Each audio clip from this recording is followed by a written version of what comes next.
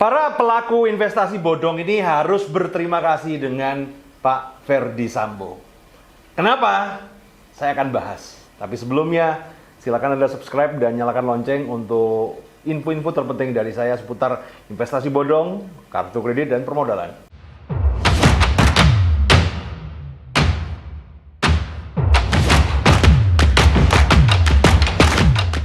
Usaha dengan kartu kredit. Join Credit Card Revolution. Wah, kemarin ini heboh ya.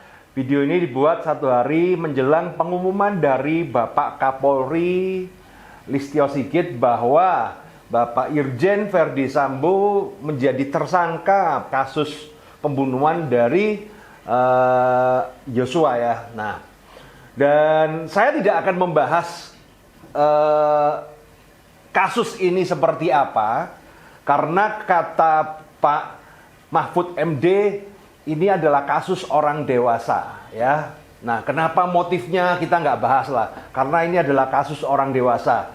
Dan saya ini merasa belum dewasa, saya ini kan masih merasa anak-anak, jadi kita akan tidak membahas di kasus itu. Tapi kita akan melihat apakah dengan terbongkarnya kasus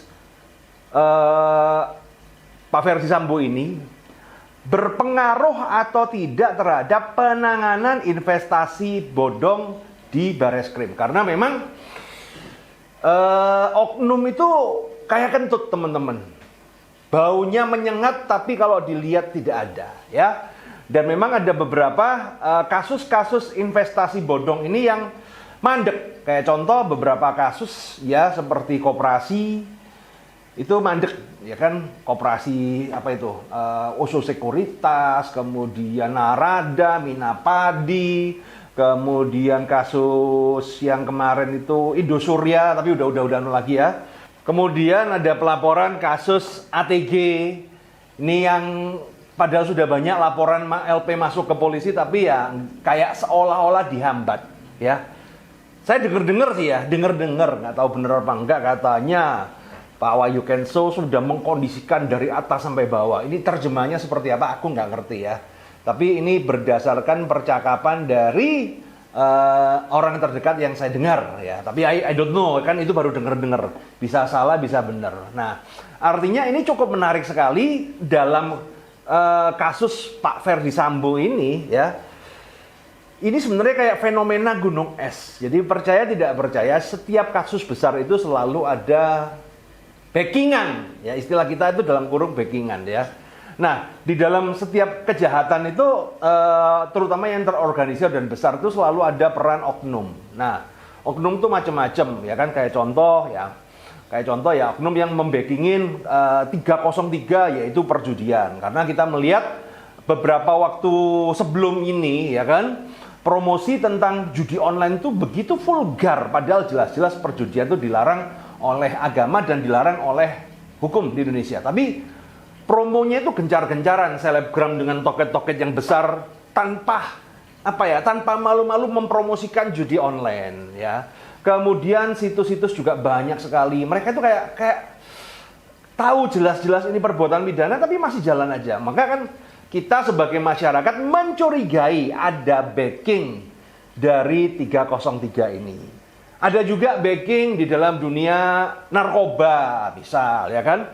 Terbukti adalah beberapa kasus penangkapan narkoba itu kadang-kadang cuman gempar di awal. Woi, gempar, kemudian hilang ya.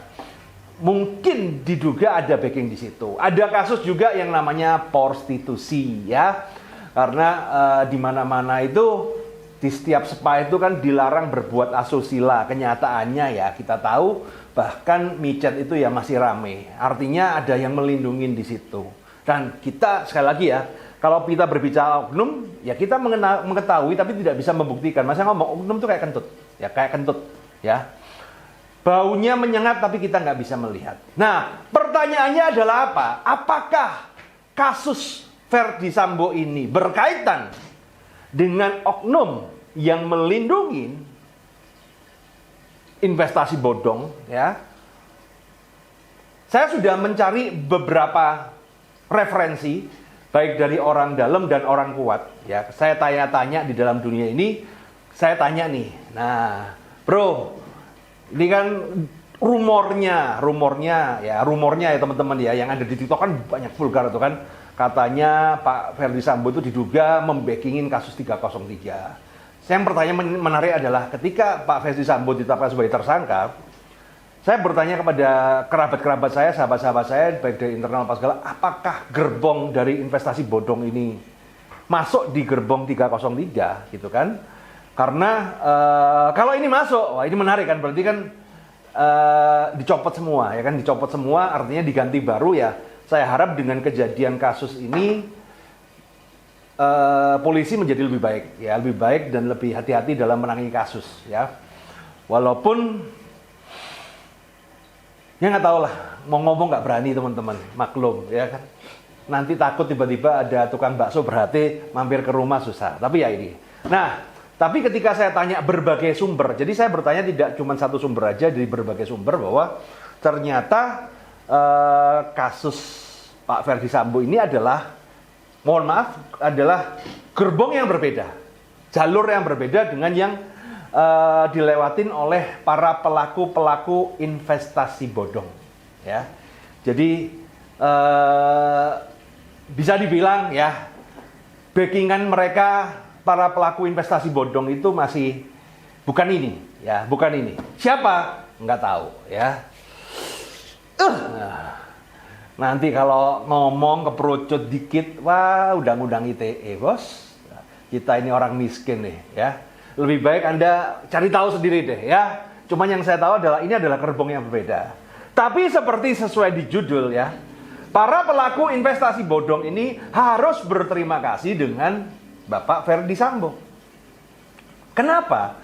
Karena begini teman-teman, di dalam dunia penegakan hukum ini, saya terus terang walaupun saya bukan sarjana hukum, tapi saya sudah pemerhati dan saya melewati banyak kasus. Saya membantu teman-teman dari mulai korban-korban dari Viral Blast, kemudian Fin 888, ada korban Fahrenheit, DNA, korban net, kemudian korban ATG juga, dan saya mengalamin sendiri ya.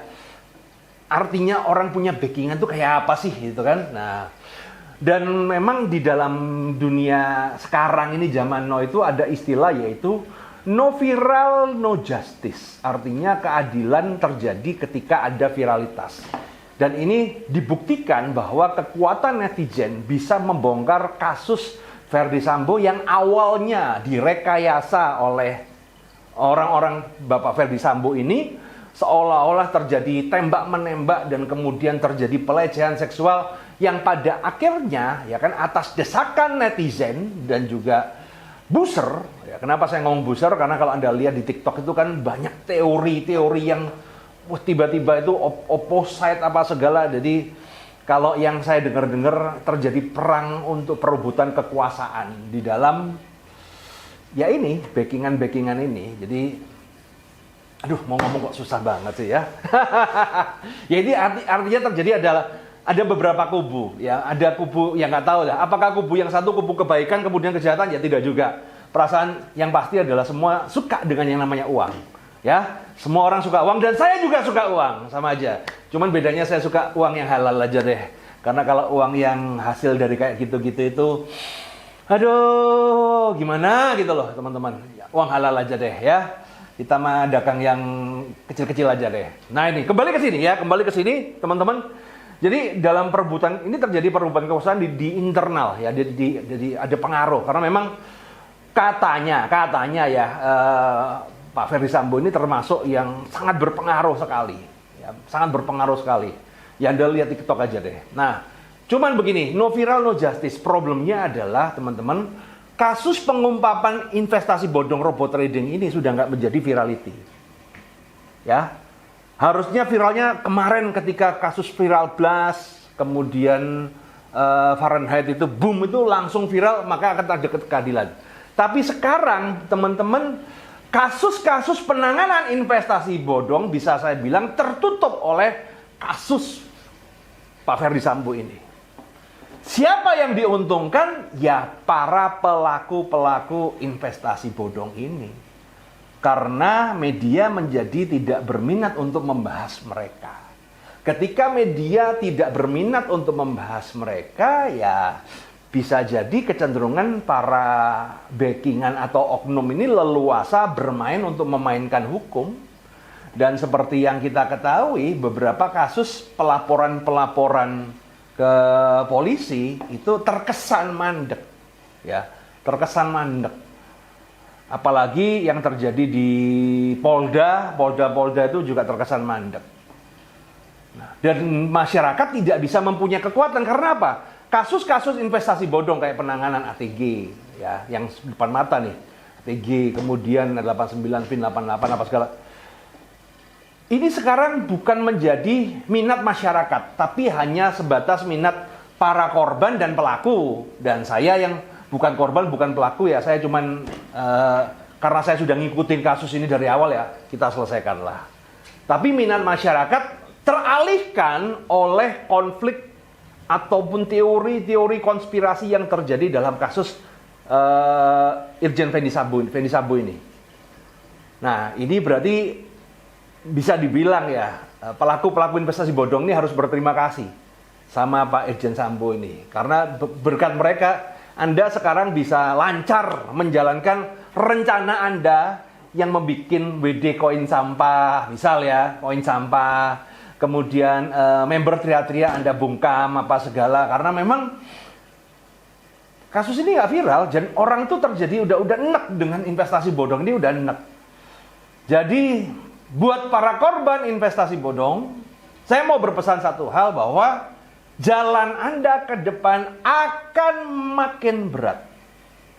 Karena ketika no viral no justice, dan sekarang intensitas untuk mengikuti ini tidak diikuti oleh masyarakat, tapi hanya diikuti oleh Anda sendiri korban, dan Anda akan merasa sendiri. Karena juga dari beberapa kasus yang saya share, teman-teman, berdasarkan algoritma, ya, sangat menurun sekali. Pembahasan masalah robot trading, kemudian investasi bodong itu sebenarnya sangat menurun sekali, dan it's okay, ya. Orang lebih tertantang untuk berteori tentang apa motif terjadinya pembunuhan Pak Ferdi Sambo ini. Apakah karena cinta? Ataukah karena ada perebutan kekuasaan dunia hitam di belakangnya? Ataukah karena pertikaian antara Pesulap Merah dan Gus Samsudin? Nah, semoga ini bisa menjadi gambaran buat teman-teman dan para korban. Tetap semangat, ya, tetap tegakkan, ya, tuntut kembali hak Anda. Saya cuma bisa membantu, tapi ya sekali lagi, apalah artinya saya seorang ketika masyarakat sudah tidak berkenan dengan berita-berita ini. Ini menjadikan kabar yang tidak gembira, tapi ya kenyataan harus diwartakan seberapa menyakitkan itu. Sukses selalu bersama saya, Roy Sakti. See you guys.